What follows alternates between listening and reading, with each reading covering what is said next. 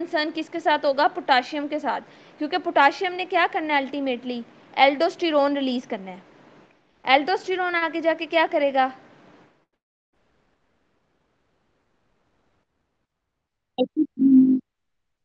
Potassium की secretion कराएगा, sodium की रिटेंशन कराएगा। साथ में उसके साथ साथ ये हो रहा होता है कि सोडियम एंड वाटर की वो एब्जॉर्प्शन कराएगा ना। वाटर की एब्जॉर्प्शन कराएगा, जिससे देखें उसका यूरिन आउटपुट पहले डिक्रीज हो रहा था, ऑटोमेटिकली हाँ जब जी। वाटर की रीअब्जॉर्प्शन होगी तो urine output comes to normal. अच्छा, इसके बाद आपके पास है कि क्रॉनिक रीनल फेलियर में क्या हो रहा होता है? आपको पता है आपका जीएफआर डिक्रीज हो रहा होता है, ठीक है। Which of the following has least renal clearance? तो the answer is glucose. Glucose की रेनल क्लियरेंस सबसे कम होती है, ठीक है। अब यहाँ पे उसने एक टेबल में नीचे लिखा हुआ है कि अगर आपके पास क्लियरेंस आ जाए तो आपने ऑर्डर क्या रखना है। नंबर 1 आप लिखेंगे pH, para amino hippuric acid. Number 2 पे आता है potassium. Number 3 inulin, urea, sodium, glucose, amino acid and bicarbonate. अब इसके लिए उसने ऊपर एक लाइन लिखी हुई है, आप वो भी याद कर सकते हो, या आप ये ऑर्डर को याद करें।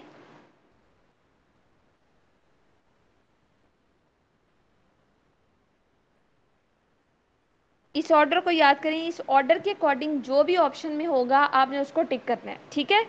पीकेआई को सबसे पहले याद रखना है, पीकेआई सबसे पहले आता है, पीएच, पोटाशियम एंड इनोलिन।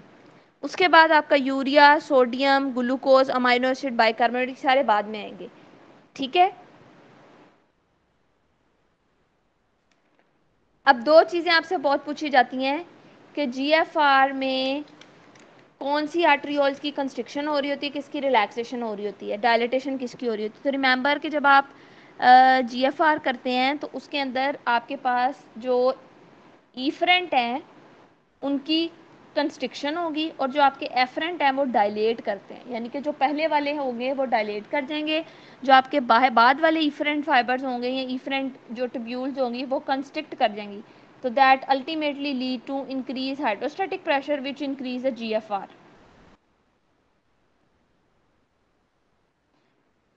इसके साथ ही एक चीज़ होती है कि प्रोटीन कंसंट्रेशन के इन्वर्सली प्रोपोर्शनल होता है जीएफआर। अगर प्रोटीन कंटेंट ज़्यादा है या प्रोटीन कंसंट्रेशन ज़्यादा है तो जीएफआर कम हो जाएगी। क्यों? क्योंकि फिल्ट्रेशन रेट कम हो जाएगा। प्रोटीन चूँकि एक मॉलिक्यूल है प्रॉपर, तो वो फिल्ट्रेशन को कम कर देगा, जिसकी वजह से जीएफआर कम हो जाएगी। तो दिस इज़ वेरी इंपॉर्टेंट कि एफरेंट ने डायलेट होना है और ईफरेंट ने क्या होना है? कंस्ट्रिक्ट होना है। तो this is important regarding GFR. इसके बाद आगे हमने बात की थी कि अगर ग्लोमेरुलर बेसमेंट मेम्ब्रेन डैमेज होती है it will lead to proteinuria, क्योंकि मेम्ब्रेन डैमेज होगी, मॉलिक्यूल इजीली पास आउट हो जाते हैं और वहाँ पे प्रोटीन यूरिया कॉज कर देते हैं। Negative charge of basement membrane is due to, इसमें मैंने आपको निमोनिक बताया था HPL। सबसे पहले हेपारिन सल्फेट आती है, फिर प्रोटियोग्लाइकेन आते हैं, फिर लेमिनिन आती है। तो ये तीन चीज़ें हैं जो आपकी नेगेटिव चार्ज को रिस्पॉन्ड कर रही होती हैं, heparin sulphate, proteoglycan and laminin. Renin again पूछा है कि कहाँ से आ रहा होता है, that is from juxtaglomerular cells, ठीक है।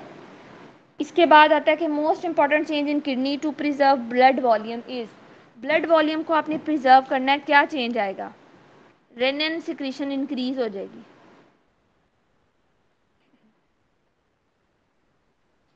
Middle age non case of and stage renal disease on list of haemodialysis, normocytic anaemia, उसका आप थेरेपी कौन सी देंगे उसको? एंड स्टेज रीनल डिजीज के अंदर हमेशा याद रखना है कि एरिथ्रोपोइसिस सफ़र कर रही होती है, तो आपने उसको आईवी एरिथ्रोपोइटिन दे देना है, आईवी एरिथ्रोपोइटिन देंगे फॉर इमीडिएट ट्रीटमेंट और एंड स्टेज पे जब होगा पेशेंट, ठीक है।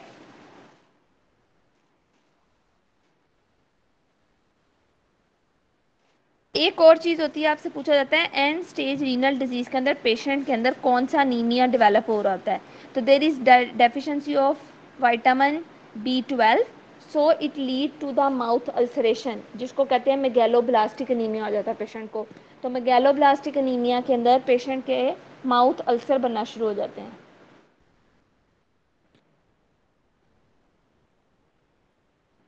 बफर्स की बात करते हैं तो बफर में सबसे इंपॉर्टेंट बफर पूछा जाता है ब्लड का कौन सा है, तो bicarbonate. Bicarbonate is the most important buffer. Extracellular buffer की बात करें then the answer is same, bicarbonate. Minor extracellular buffer is phosphate. Ma'am या पेज में बता दें काइंडली कहाँ से पढ़ा रही हूँ, मेरा बीच में नेट का connection. 91 134 point 91 page. Okay ma'am, thank you. अच्छा, इसमें हम बफर्स की बात कर रहे थे। मैंने आपको बताया कि मेजर बफर हो तो बाइकार्बोनेट है, एक्स्ट्रा सेलुलर। अगर माइनर की बात है तो that is phosphate. Intra cellular की बात करें तो इंट्रा सेलुलर में मोस्ट इंपॉर्टेंट होता है प्रोटीन्स। प्रोटीन में भी कौन सा आता है, हीमोग्लोबिन। और अगर अदर इंट्रा सेलुलर की बात करें तो उसके अंदर आ जाते हैं organic phosphate, AMP, ADP, ATP. ठीक है,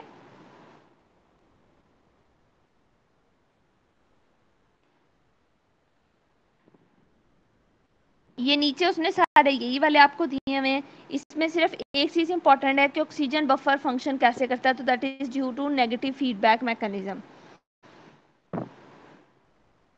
डायबिटिक कीटोएसिडोसिस के अंदर बफर कौन सा होता है, अगेन बाइकार्बोनेट। अच्छा, एक आपसे पूछा जाता है कि which is the buffer which is exclusively for the kidney.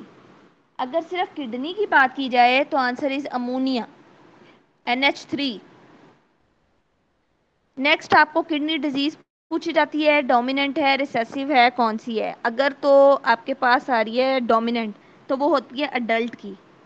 अगर रिसेसिव है तो वो होती है बच्चों में, रिमेंबर। ठीक है, दूसरी चीज़ ये आती है कि जो अडल्ट वाली होती है दैट इज डोमिनेंट, बच्चों की जो होती है that is recessive, autosomal recessive होती है, पॉलीसिस्टिक किडनी।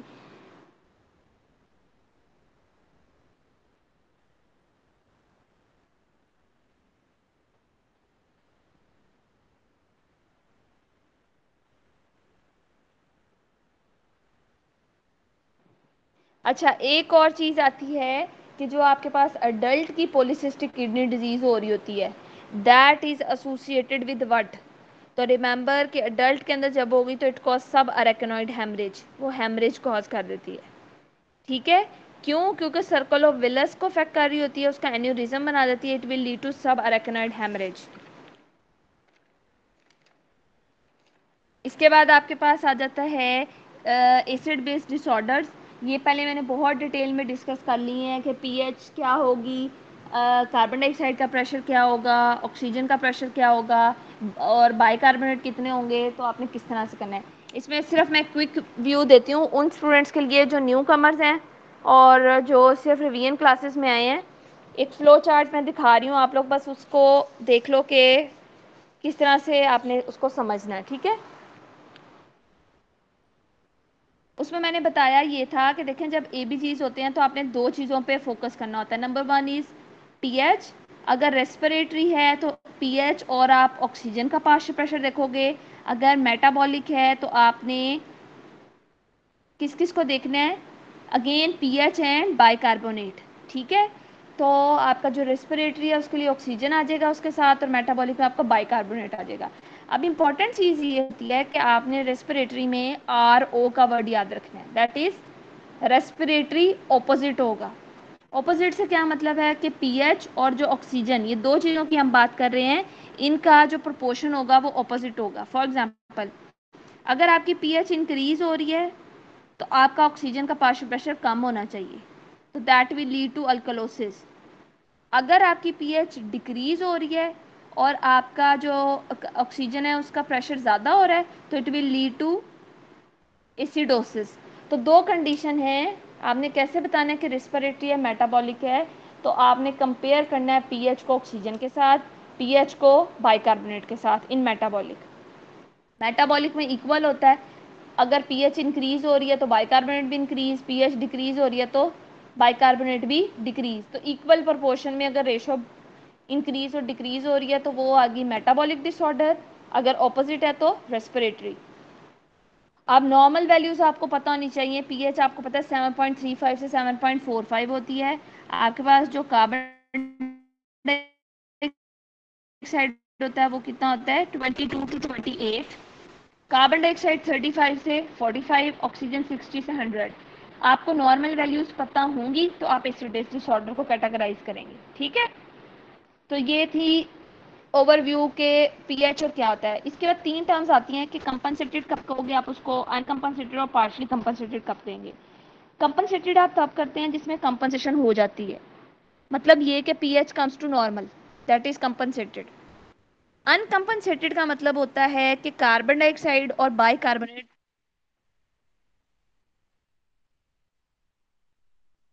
अच्छा मैंने बताया, जी जी कंपनसेटेड का मैंने ये बताया कि कंपनसेटेड आप तब कहेंगे जब पीएच नॉर्मल हो गई, ठीक है, यानी कि आपकी पीएच जो है वो बिल्कुल बेस पे आ गई है, न्यूट्रल हो गई है। अनकंपनसेटेड का मतलब है कि आपका कार्बन डाइऑक्साइड या बाइकार्बोनेट दोनों नॉर्मल हो गए। और पार्शियली कंपनसेटेड का मतलब होता है कि नथिंग इज नॉर्मल, सारे जो है वो अपनी पार्शियल स्टेट में पड़े हुए हैं, तो nothing is normal, that is partially compensated. समझ आ गई? अच्छा, इसके बाद आपको मैंने बताया था कि जो इसके अंदर पूछा जाता है वो एक बॉडी फ्लूइड्स का बहुत पूछा जाता है कि टोटल बॉडी 60 केजी मेल है या 60 केजी वीमेन है, उसके अंदर ईसीएफ कितना होगा, आईसीएफ कितना होगा, इंटरस्टिशियल कितना होगा, प्लाज्मा कितना होगा। तो टोटल जो आपकी बॉडी में होता है वो 42 लीटर होता है। आप उसको ईसीएफ आईसीएफ में डिवाइड करते हैं, ईसीएफ के अंदर 14 आ जाता है, आईसीएफ में 28 आ जाता है। जो आपका एक्स्ट्रा सेलुलर है that is again divided into interstitial and plasma. Interstitial 10.5 और प्लाज्मा आपका जाता है 4 या 3.5।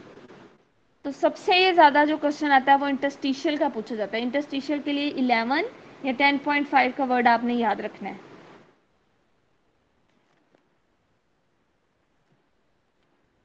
नेक्स्ट उसने आपको टेबल दिया हुआ है, वो मैंने आपको समझा दिया है सारा। रेस्पिरेटरी कैसे आपने डायग्नोज करना है, मेटाबॉलिक कैसे डायग्नोज करना है। नीचे जितने क्वेश्चन हैं they are all related to acid based disorder. और याद रखना है हमेशा पेपर में एक या दो इसके क्वेश्चन जरूर आते हैं एसिड बेस के, तो आपने ये अच्छी तरह इसकी प्रैक्टिस कर लेनी है।